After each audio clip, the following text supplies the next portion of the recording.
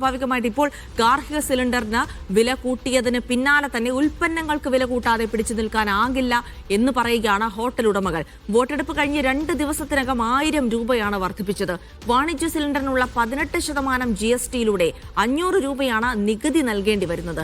May 6 പണിമുടക്കിനൊപ്പം oil കമ്പനികൾക്ക് മുന്നിൽ ധർണയും നടത്തുമെന്ന് Kerala hotel and restaurant association president G. Jayapal media വണ്ണിനോട് പറഞ്ഞു. ഒറ്റ ദിവസം കൊണ്ട് വാണിജ്യ സിലിണ്ടറിന് വർദ്ധിച്ചത് 1000 രൂപയാണ്. ഇതിനെക്കുറിച്ച് എന്താണ് പറയാനുള്ളത്? സമാനതകളില്ലാതെ വലിയൊരു ഇരുട്ടടിയാണ് കേരളത്തിലെ ഹോട്ടൽ മേഖലയ്ക്കും ഒപ്പം തന്നെ സമൂഹത്തിനും സർക്കാർ നൽകിയിരിക്കുന്നത്. അന്യായമായ 1000 രൂപയ്ക്ക് ഒരു ദിവസം ഒരു കുറ്റി ഗ്യാസിന് 1000 രൂപ വില വർദ്ധിക്കും എന്ന് പറയുമ്പോൾ സാധാരണ ഒരു ഹോട്ടലുകാർക്ക് പോലും 2000-3000 രൂപയുടെ അധിക ചെലവാണ് ഉണ്ടാക്കുന്നത്. നമുക്കറിയാം, കഴിഞ്ഞ ഒരു 1.5 മാസക്കാലമായിട്ട് ഈ മേഖല പിടിച്ചു നിൽക്കാൻ വേണ്ടി വളരെ ബുദ്ധിമുട്ടുകയാണ്. പല സ്ഥാപനങ്ങളും അടഞ്ഞു കിടക്കുകയാണ്. ഒറ്റയടിക്ക് 1000 രൂപ വില കൂട്ടുക എന്ന് പറയുമ്പോൾ ഞങ്ങളെ സംബന്ധിച്ചിടത്തോളം നമുക്കത് ഉൾക്കൊള്ളുവാൻ സാധിക്കില്ല. അത് അടിയന്തരമായിട്ട് പിൻവലിക്കണം. ഒരു ചായക്ക് 2 രൂപ കൂട്ടുമ്പോൾ പോലും പ്രതിഷേധിക്കുന്ന ഒരു സമൂഹമുള്ള സ്ഥലമാണ് നമ്മുടെ കേരളം പോലുള്ള സ്ഥലങ്ങൾ.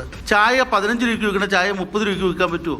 പശ്ചിമേഷ്യൻ യുദ്ധമാണെങ്കിൽ പശ്ചിമേഷ്യൻ യുദ്ധത്തിന് ഇവിടെ യാതൊരു പാചകവാതകത്തിന് പ്രതിസന്ധിയില്ല, ക്രൂഡ് ഓയിലിന് പ്രതിസന്ധിയില്ല എന്ന് പറഞ്ഞ് ഞങ്ങളുടെ വോട്ട് മേടിച്ച് അവർ പെട്ടിയിലാക്കി കഴിയുമ്പോൾ ആ ഇലക്ഷൻ കഴിഞ്ഞ ഉടൻ തന്നെ റിസൾട്ട് പോലും വന്നിട്ടില്ല. ഞങ്ങൾക്കൊരു ഇരുട്ടടി തന്നിരിക്കുകയാണ്. ഏതാണ്ട് 50 ലക്ഷത്തോളം പേരാണ് ഈ ഹോട്ടൽ മേഖല കൊണ്ട് നമ്മുടെ കേരളത്തിൽ തന്നെ ജീവിക്കുന്നത്. സർക്കാർ പറയണം ഞങ്ങൾ എന്ത് ചെയ്യണം? അത് സർക്കാരിനോട് ഞങ്ങൾ ചോദിക്കുന്ന ചോദ്യങ്ങളാണ്.